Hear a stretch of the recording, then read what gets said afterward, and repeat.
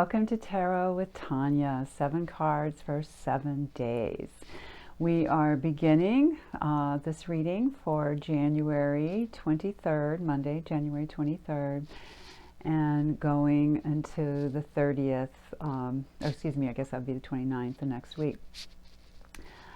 We start with the moon in Aquarius. It was just a new moon in Aquarius on Saturday night, and then when we reach into next Sunday, we will end up with the moon in Taurus.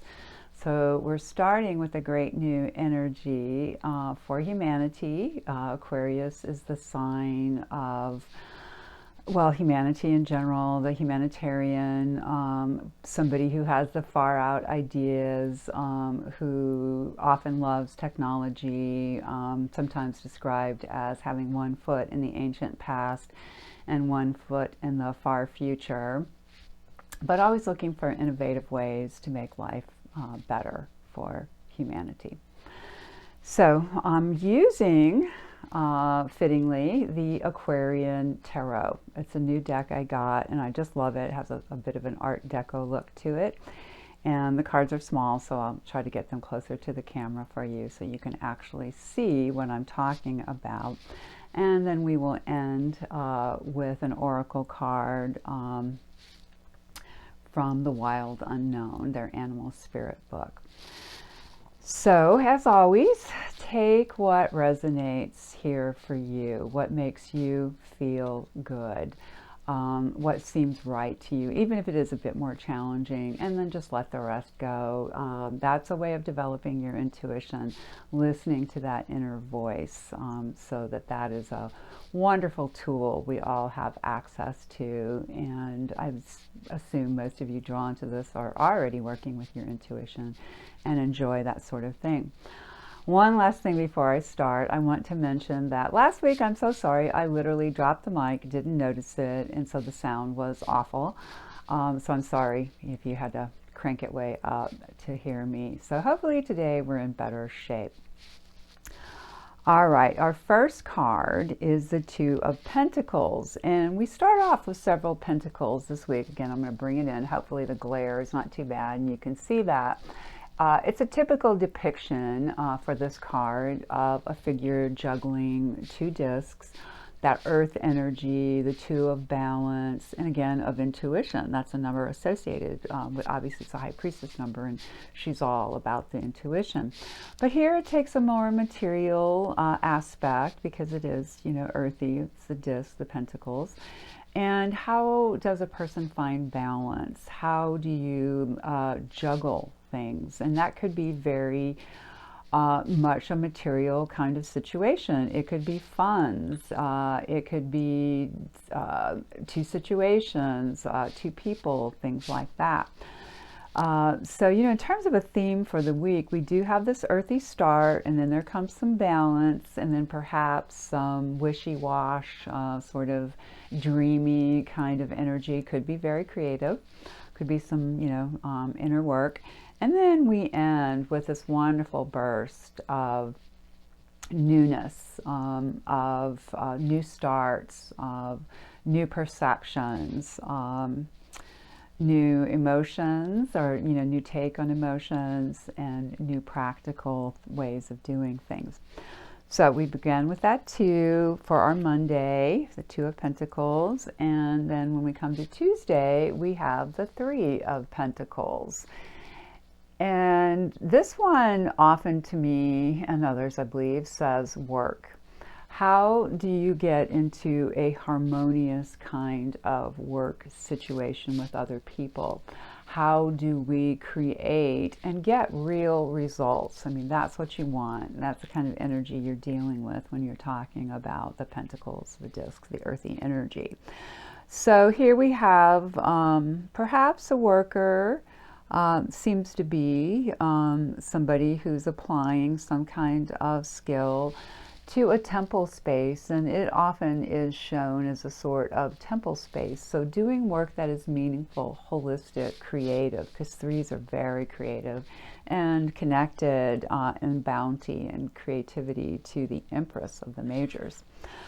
When we get to Wednesday, we get our first of the two majors that we have for this week. And here it's very hard to read, but at the bottom and a little banner across her lap is the word temperance. So that's what this is. It's known as the art card in the Thoth deck, which I also love as a title. So in temperance, you're looking for balance, and I feel like that is depicted here in a couple of ways. The two white shapes on either side of our temperance person, that to me is about an effort to balance. And also this somewhat honeycomb, somewhat beehive, I guess that's a better word for it, beehive shape here.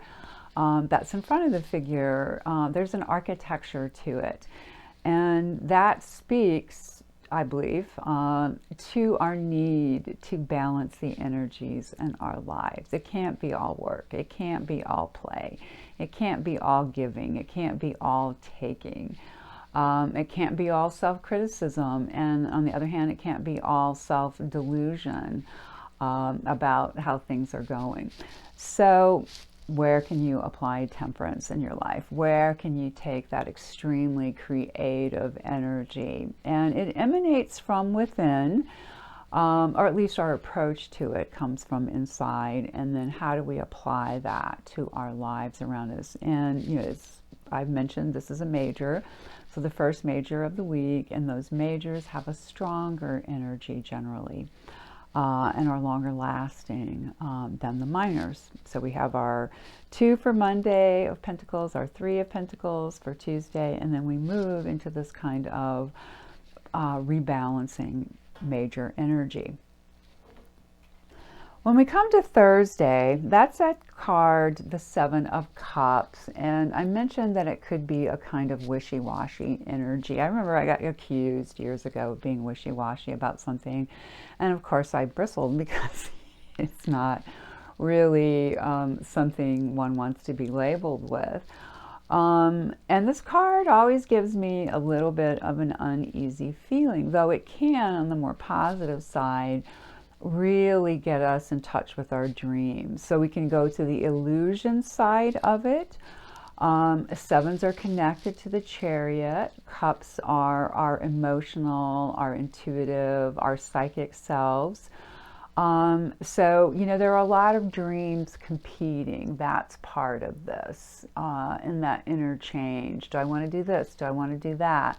Where am I being pulled? Am I unsure about that? So I feel like a good way to handle it is just say, okay, I'm here in this week and I'm not sure what I want to do, but what are the possibilities that are, you know, percolating within the self. So hopefully that helps with that kind of card and energy.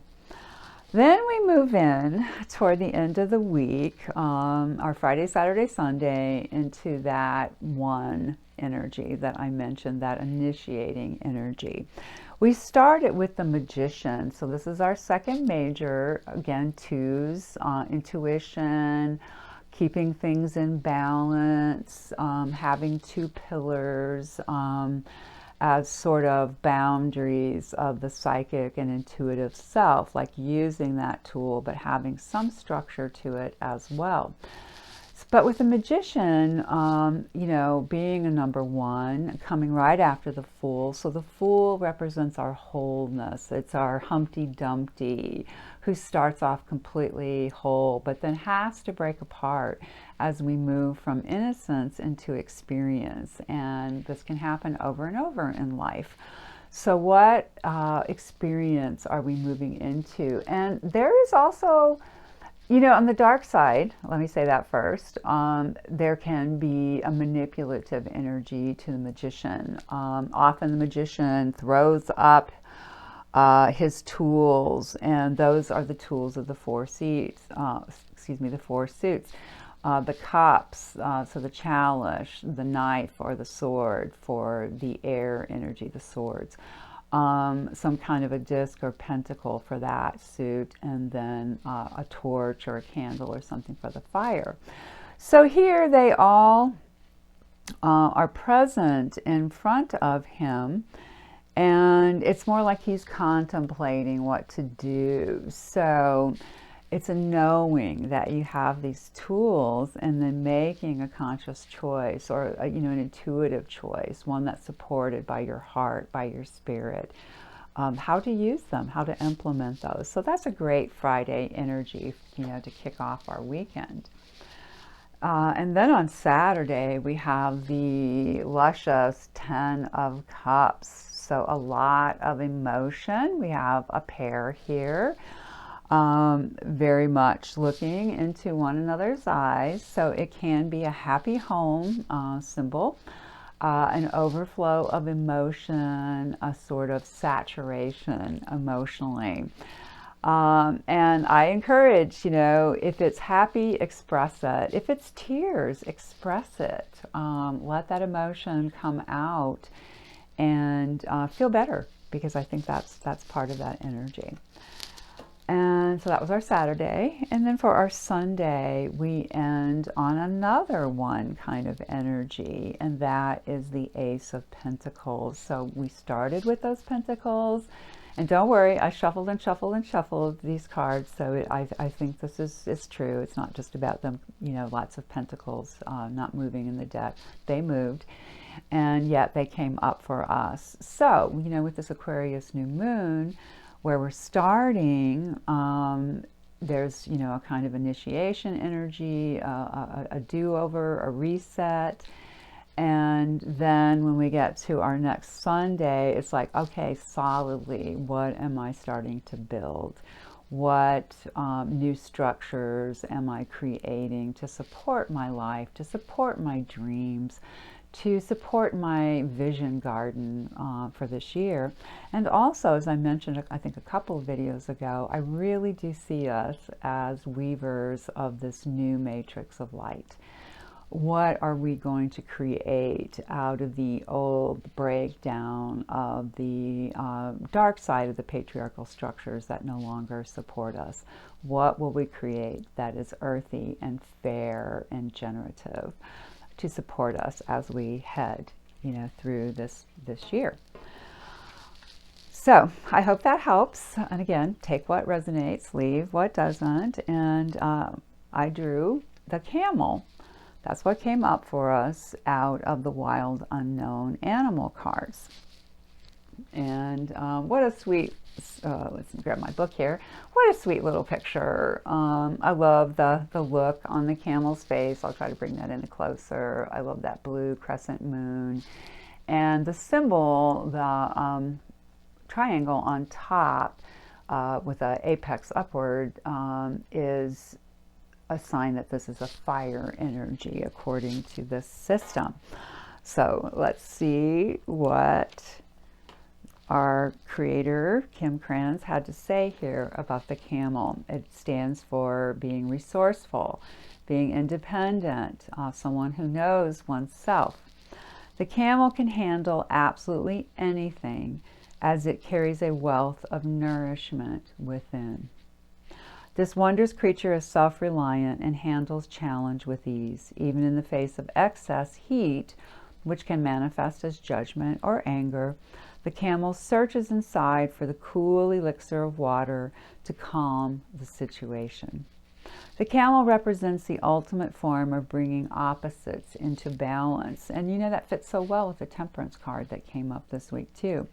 The balance here being between fire and water, and being responsible for one's own reactions. The camel is a wonderful traveler, and it is especially fond of trips to faraway lands. And that so applies to one of my dearest friends in the world, who's about to travel now and is, digging in deep to that internal nourishment and coming home for more.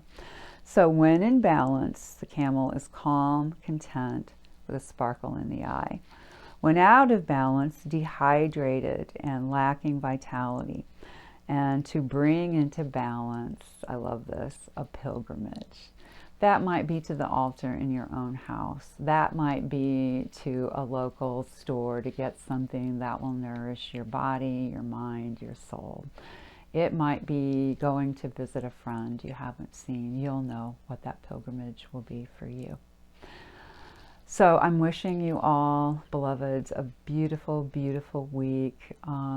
Each week feels to me like we are having waves of energy come in. Often it feels ungrounding. I'm not going to lie. I'm struggling with it too.